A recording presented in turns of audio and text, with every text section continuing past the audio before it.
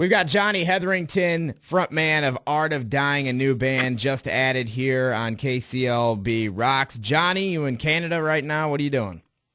Yeah, man, I'm up in Vancouver just getting ready for this huge Avalanche tour that's about to begin. Oh, yeah. Now, Dave Draymond, frontman of Disturbed, has nothing but nice things to say about you guys. Obviously, he signed you to their label Intoxication.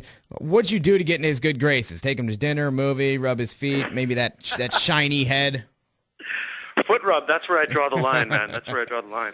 Hey, it's like in Pulp Fiction. Would you rub a guy's feet?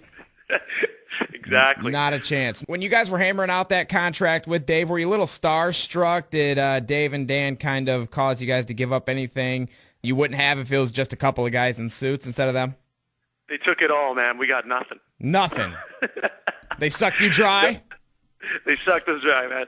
No, you know what? It was really cool. We actually went out on tour. Danny called me up one day and invited us to go out on a 12-day tour.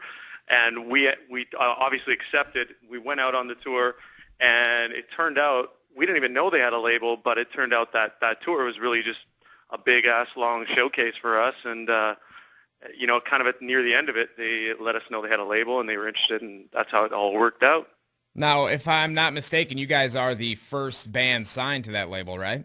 That's right. So is it kind of like, hey, you guys are the first one, you got to be the big dogs? I think, being called Intoxication, I think they were looking for a band that could drink as much as we can. And once we actually, proved that on the road, then that's where it all came together. And speaking of beer, I was at the first Rock on the Range show in Columbus, Ohio. I think it was 2007. And I've been to a lot of rock music festivals, but that by far, just the people there were the drunkest. Do you find that in the Midwest, people are drunker than anywhere else? It's pretty good, man. Being Canadian, we can compete pretty well, but the Midwest is, yeah.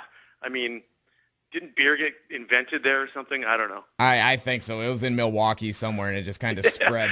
Real old place right near Milwaukee. It's perfect. Well, I know you're looking forward to Rock on the Range this year. Keep it locked to KCLB. Maybe we'll send you there. Now, you mentioned that you've hit the road with Disturbed. I know Seether was on that tour. I just listened to an interview with Dave, and he said on his first big tour with Danzig, everyone got pissed at them because they stole all the chicks. Is there anything like that happening on that last tour, or do you plan on doing something coming up? You know what? We enjoy ourselves on the road, and we like to steal whatever we can. Right on. So you guys aren't married? Do you guys have girlfriends, or would you rather not say? I'd rather not say, just for the boys' sake,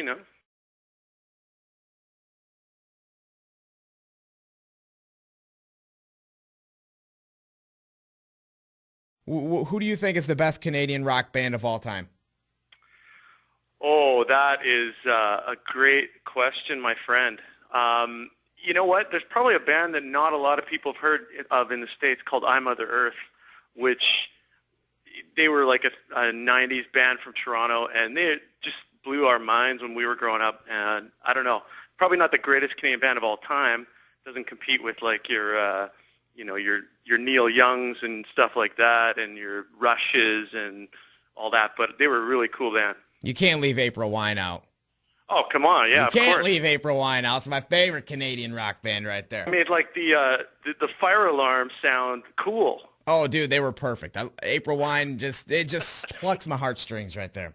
A great band. What can you tell us about the first single off of Vices and Virtues in stores March 22nd? Song's called Die Trying. You know what? It's kind of a song about the trials and tribulations of life in general, and in our case, being in a rock band and slugging it out for years in the trenches. So, if you got a dream and you're following it, that's what it's all about. Did anybody die trying while trying to make Die Trying? Thank God, not yet. Although, with the whole exploding drummer thing, we're always keeping Jeffy a little, far away from matches and fire and stuff like that. That would have been the most ironic thing in rock since Great White toured with Firehouse. All right, dude. No comment. Right on, Jonny. Thank you very much, frontman of Art of Dying. We look forward to seeing you on the road and, of course, the new album on the 22nd. Thanks, Kev. We can't thank you enough for getting behind the song, and can't wait to get to Palm Springs on at least one show and maybe 2 weeks off.